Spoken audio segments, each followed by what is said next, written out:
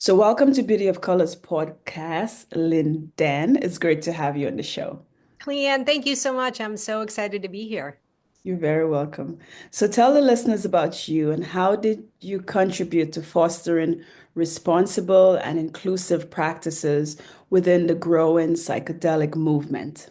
Yes, that's such a great opening. I appreciate it, and I love focusing on safety and intentional use, which is what I do. So my name is Linden Schaffer. I am coming to you today from Tongva Land in Southern California, which is the LA area. And I have been teaching people, mainly women, how to use psychedelics and plant medicine safely for the past couple years. My journey to get here, probably like everyone else at a later stage in life, goes through many iterations. And so I have been in the world of health and wellness after a fashion career, but in the world of health and wellness for almost 20 years.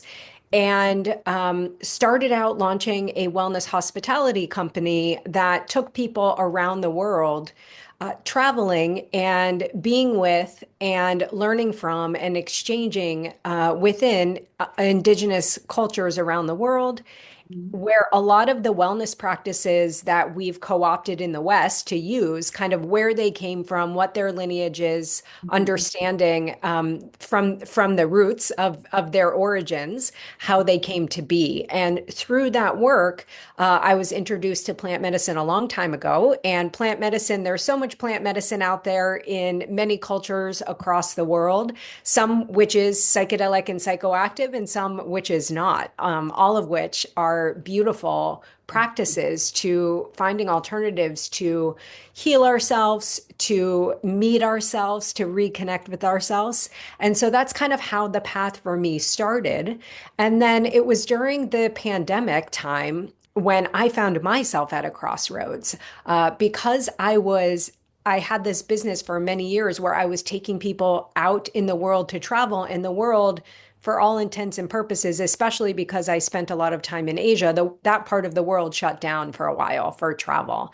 And it was during that time that I saw the rise in the research coming out again, the second wave of research around psychedelics and plant medicine, as well as people at home, isolated, lonely, looking for a connection, trying to figure out for themselves how do they move forward. Some people were looking for healing, maybe a specific diagnosis. Some people were looking for conscious expansion. Some people were looking to deal with trauma. Some people sat back, and I was one of these people that said, hey, for the past 10, 15, 20 years, I have been doing yoga, journaling, meditating, therapy, life coaching, right? All of the things, all of the tools. And I didn't feel like they were working anymore. And so I thought, what's going on? What else do I need to discover? And that is how plant medicine came into my life in an intentional way. Okay. So, for listeners, for the people who's listening right now, they're like, okay, what is she talking about? What is psychedelics? Could you give us an example of what a psychedelic is, like a plant psychedelic, what it's all about? Sure. There's classic and non-classic psychedelics, and there's hundreds and hundreds of medicines out there. I talk about these substances as medicines because I'm using them in an intentional and a healing way. And there's a lot of common medicines that people may have heard of. Psilocybin, which is the most popular psychedelic in the U.S.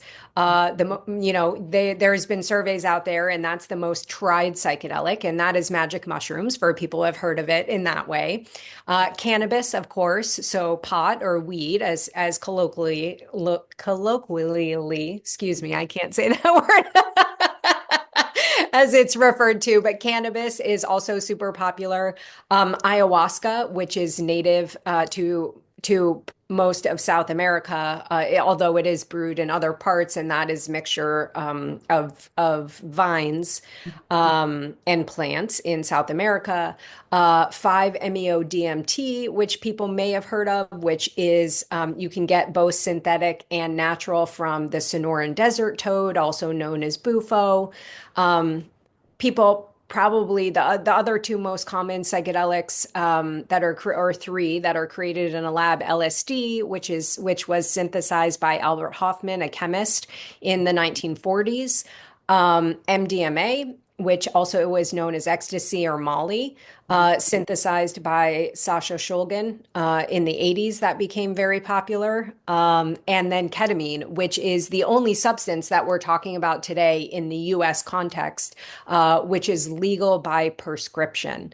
All of these other medicines that we're talking about today are not legal in the US. There are places around the world where they are legal. There are cultures around the world where these ancient practices go back culturally for generations. And so they're used, let's say, in religious or ceremonial context.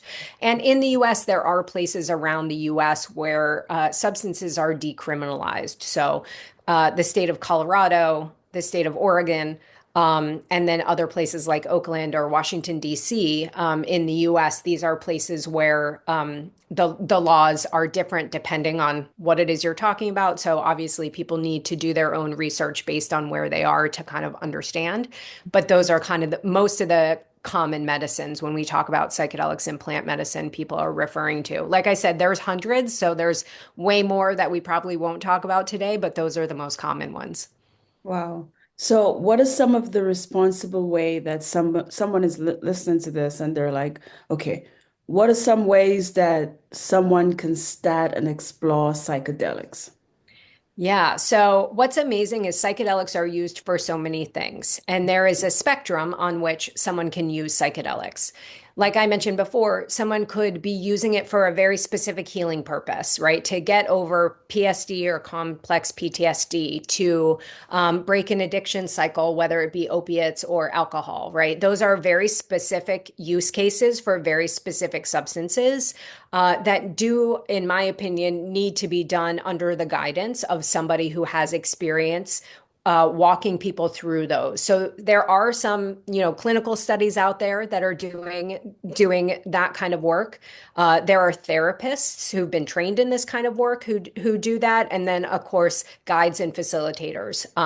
And I'll use the language that's being used in the psychedelic space, which is above ground or underground, meaning, for ketamine, for example, people are able to get licensed and legally prescribe that. And then there's other people that work underground because, again, these medicines are needed, but they're not legal at the moment. So that's one kind of side of the spectrum. The other side of the spectrum is people who are maybe using these substances for conscious expansion or to get unstuck, as I mentioned, or to find their purpose or to reconnect with their happiness and joy, or to get over, like all of us are living in this day and age with some level of anxiety, depression, right?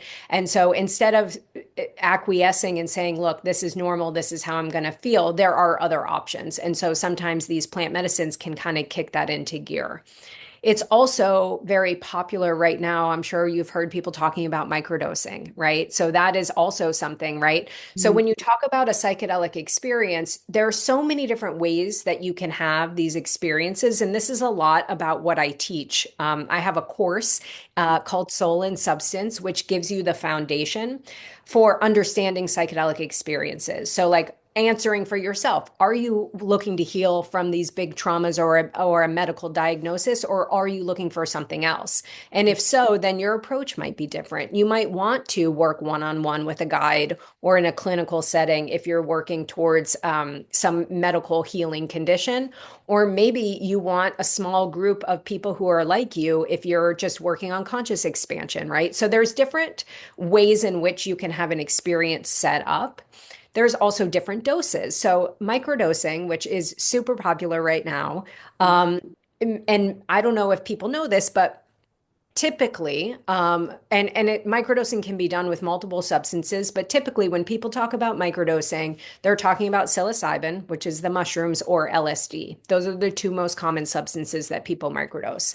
And a microdose is a subperceptual dose of Mhm. the medicine. So the rule of thumb, and everybody's different, but the general rule of thumb is a microdose is 1/10 to 1/20th of quote unquote a normal dose. So if you're talking about mushrooms, and at the moment, people weigh mushrooms in grams. So a typical uh, therapeutic or regular dose is 1 gram, which means a microdose would be a tenth or a 20th of that, right? 100 milligrams or 200 milligrams. It's subperceptual, meaning when you take it, Mhm. you should not see any hallucinogens, right? It should be this experience where you almost forget that you take the microdose. And Mhm. like you find yourself, you take it in the morning, you find yourself in the afternoon in traffic, and the person who cuts you off, instead of yelling at them, you're like singing or thanking them, or you don't even notice, right? And then you're like, oh, something's changed in me, something's different. But it is a subperceptual dose, meaning you're not seeing magic things, right, when you're taking a microdose. That being said, if you're each of us is built differently, our microbiome, so our gut is also different, and our lifestyles are different. So I mentioned the for mushrooms, the dose of 100 milligrams to 200 milligrams, that is way too much for me. I am very sensitive. And I do this kind of work often. So I have a relationship with the medicine, which is something that you develop with using these substances over time. And so for me, I have to take even less than the recommended microdose, because if I take 100 milligrams, I feel it and I see things. And so for me, I have to tone down my microdose, right? So when it comes to safety, a lot of language we use in the psychedelic space, setting a safe container, Mhm. meaning understanding what you're not only the substance you're taking and what you're using it for, but what is your support system around you? What if you take your microdose and it starts to make you feel anxious? Do you have tools to deal with that? Do you have ways in which to regulate your nervous system? Do you have other wellness practices that could help you if you feel anxious? Do you have a community of people to talk to who've been through these kinds of things before? So, when it comes to safe use looks different for everybody. But in all the work that I do, whether it's teaching courses or coaching one on one or running the women's community reveal that I run, I want to revolutionize people's approach to psychedelics by helping them be more informed and more empowered to choose their own path, because it looks different for everybody. Again, not only based on what's happened to you in this lifetime, but we all, whether we're aware or connected to it or not, we all have an ancestry. And things get passed down through our ancestry, whether we recognize that or not. And what has happened to me and my lifetime and the generations beyond me behind me is different than for you. So what works for me might not work for you. And so it's about empowering people with as much information as possible so that they can safely make decisions for themselves.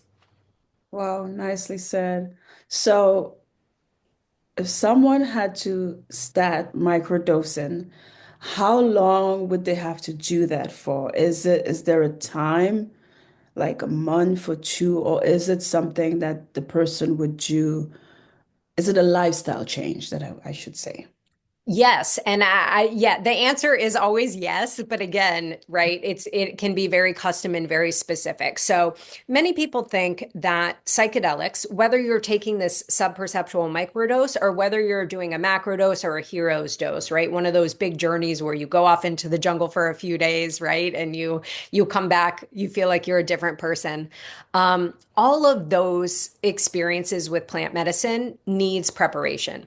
You can't just wake up one day and take these medicines, right? You can. I mean, sure, anybody can do that, but you're not going to get out of the medicine what you fully need. And so, before you start taking these medicines, there's a lot of preparation that needs to happen.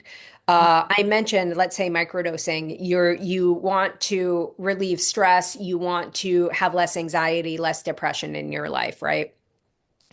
Before you start microdosing, that some of the things that I suggest that people do is you need to start looking internally and sort of recording where you are now to kind of get this baseline.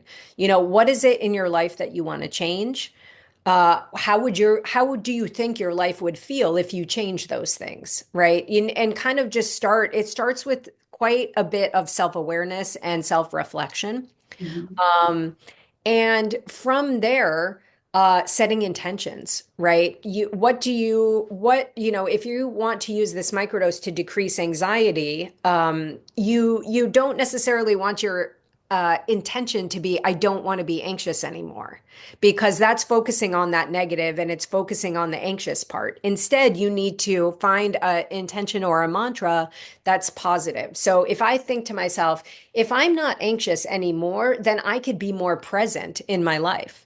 So therefore, my intention, instead of to get rid of the anxiety, the intention becomes positive, and the intention is when I microdose, it's to become more present. And the anxiety falling away is the side effect of deciding you want to be more present. So there's a lot of work that I do with people one-on-one to make sure that they're getting themselves literally into a positive headspace. The framework that I teach around, regardless of the dosage that or the medicine that people are using, is it's called the 5S framework. And those S's are screening, Mhm. set, setting, support, and sustainability. And so the screening comes in, like what I was saying about understanding where you are, like screening yourself in your life. Mhm. Where am I? Do I have any health contraindications that might counteract, right? Am I on other medications that I shouldn't be on? Kind of looking at all that stuff. Setting, I'm sorry, set, which is the second one, refers to mindset. So that's where setting that intention, creating a positive atmosphere. Psychedelics are something called non-specific amplifiers, meaning that whatever's happening in your body, in your world, in your mind, the psychedelics could amplify it. So I'll give you an example of that. I did a ketamine session in a beautiful place that I often do ketamine sessions in. And I didn't even notice the last time I did a ketamine session in this place, there was a new piece of artwork in the space. Mhm. I walked in, it didn't cognitively register, but in my journey, what showed up were pictures of the Day of the Dead, the Mexican celebration, right, that happens around Halloween time here in the U.S. And the Katrina, right, the big skeleton Mhm. that we see in that. Those images showed up in my journey. And when I came out of my ketamine journey, I thought, well, that's so interesting. Like, I wonder where that came from. And Mhm. then I realized when I walked in that that new piece of artwork that I had walked by was a scene from the Day of the Dead. So it's something I hadn't even registered in my body or my mind, Mhm. yet it was amplified in my journey. So there is work that needs to be done before you take any kind of psychedelic when it comes to your mindset, Mhm. right? Of making sure you are in a mindset that is as positive as can be, is not distracting, right? So that's how you set up your mind. Then you have to think about your setting. It's less important when you're doing a microdose because the idea of a microdose is to make it work in your everyday life, whereas in a huge dose, your setting is very important. But it's still important to make sure that even if you're microdosing, are you literally in a physical space where you feel safe? Because these are things that we don't necessarily think about every day, but it's going to affect the way that the medicine works within you and the way that you work with the medicine. The fourth S is support. And so again, I love when people decide that they want to start microdosing. There are so many, one, microdosing guides out there, or two, microdosing like cohorts, meaning groups of people that start their microdosing at the same time. So you have a community that you can speak to, that you can ask questions to, because things inevitably are going to come up that maybe are confusing or that you want somebody's reflection on. And when you don't have anyone to talk to, when you don't have that support there, it may feel scarier. You may feel unsure if what you're going through is normalized. But when you have people around you to be in community with, right, that is a huge component of the healing as well, in addition to the medicine. And finally, sustainability is the last S. And sustainability comes in not only in whatever you learn from your microdosing, how do you keep it alive, right? Because you don't microdose for your whole life. Typically, microdosing is done on there are three protocols really that are most famous, two of which were developed by gentlemen, I believe, that are both in the Bay Area around San Francisco, and that's the Fadiman protocol and the Stamets protocol. And these are basically saying you don't want to build up a tolerance to the medicine, so you don't take it every day. There's the different protocols that work for different people, but for example, it could be 2 days on with medicine, 1 day off, or 1 day on, 2 days off, right? There's different ways in which you can take the medicine. The third way, which some people, especially people who are very experienced and who've used these medicines a lot, the third way people call intuitive, which is just how connected you are with your body, with the medicine, and deciding and checking in with yourself, do I need a microdose today? Right. And so that could be once a month you take a microdose. It could be you take it for a week and then you don't take it again for a year. Right. That is a more advanced, I would say, kind of protocol. Mhm. And that's when we talk about sustainability, building this relationship with the medicine, right? How do you sustain what you've learned? How do you sustain your relationship with the medicine? And what does that even mean to people? Sustainability, how are you contributing in a sustainable way to where this medicine comes from? Maybe when it comes to mushrooms, you're growing them yourself. A lot of people do that because it is legal to buy the spores. Mhm. Um, and a lot of people end up growing their own medicine. And so how do you then give back to the lineage? How do you give back to the medicine itself, right? That could be donating to indigenous groups that work with the mushrooms. It could be buying the product from an indigenous group. It kind of depends, but these are all things. So when people say, "Oh, I'm going to start microdosing," I love that, but I think it's important for people to understand the whole container that needs to happen in order for you to get the most out of these substances and also for you to give back and have this reciprocal relationship with the medicines. Okay. So, Linden, how can the listeners get in contact with you? Do you have any speaking engagements, any kind of microdosing retreats coming up, anything like that? Yeah. So what I do is I teach people how to use psychedelics safely, but I don't serve medicine. Mhm. There are other people out there that do that. My mission, again, is to make sure people have greater agency and informed consent, meaning they have the power to make the decisions that work for them and that they have community and resources to ask questions to and to support them throughout the journey. So if you kind of look at the process of medicine, people talk about a preparation time, taking the medicine and then integrating. What I do in my work is the before and after the medicine journeys. And so I do that through my business, which is called Reveal. And Reveal is a global online women's community where within the community, it's a low cost to join the community. And within that community, there are other women that are walking this path with medicine in various different ways. So it's a way for people to share resources. It's a way for people to watch past webinars and get some education around these kind of topics. We've talked about using psychedelics for grief or using psychedelics for eating disorders or using psychedelics to heal trauma.